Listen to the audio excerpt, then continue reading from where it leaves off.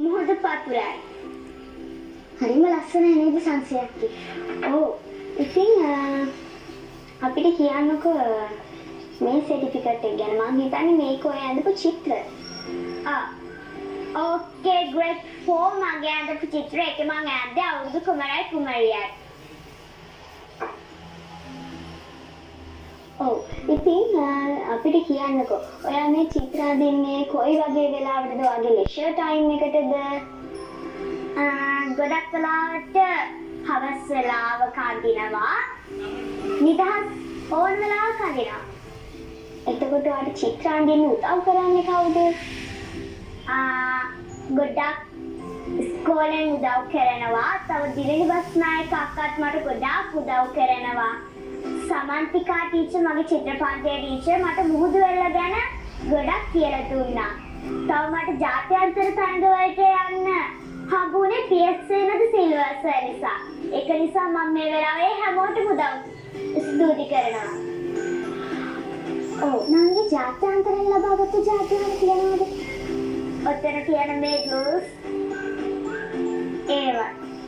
ඔව් ඉතින් ඔයාට ඉදිරියටත් මේ වගේ තරඟ තියනවද? ඔව්.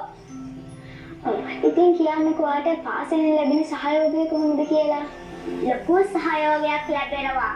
මගේ පන්ති බාර ටීචර්ස්ලාගෙන්, යාළුවන්ගෙන්, විදුහල්පතිතුමියගෙන් හැමෝගෙම මට ලොකු සහයෝගයක් ලැබෙනවා.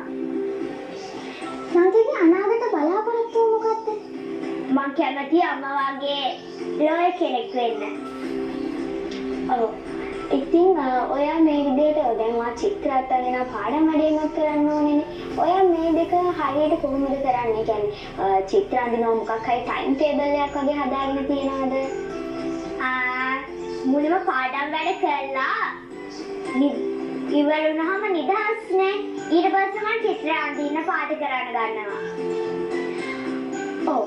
ඉතින් කියන්නකෝ ඔයා චිත්‍ර වලට අමතරව මොනවද කරන්න ආස? මේ චිත්‍ර පැත්තෙන්මද යන්න ආස? නැත්නම් මොනවා හරි ස්පෝර්ට්ස් කරනවද? නිසදස් ලියන්නත් ගොඩක් කැමතියි. මට මීඩියාවේ යන්නත් කැමතියි. කතන්දර ලියන්නත් ගොඩක් කැමතියි. ඒ වගේ දේවල් වලට මම ගොඩක් කැමතියි. ඔව්. ඉතින් කියන්නකෝ දැන් මට තෑන්ක්ස් කරන්න තියෙන්නේ කාටද කියලා? ඔයාගේ ගුරුවරුන්ට, අම්මටයි, තාත්තටයි, තව ගුරුවරුන්ට, දිලිමස් නායක අක්කටයි, සමන්තිකා ටීචර්ටයි, PSA නද සිල්වා ගාලේ PSA නද සිල්වා සර්ටයි. නංගි අපිට නංගි ලියපු නිසදසක් කියන්න පුළුවන්ද? ලොකු මතකයක් නෑ. හරි.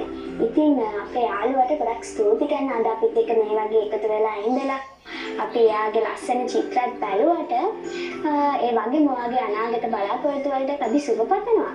එහෙනම් තෙසාය අපි පුංචි විරාමයකට ගිහින් එමුද? අපි එහෙනම් විරාමයකට ගිහින් එමු.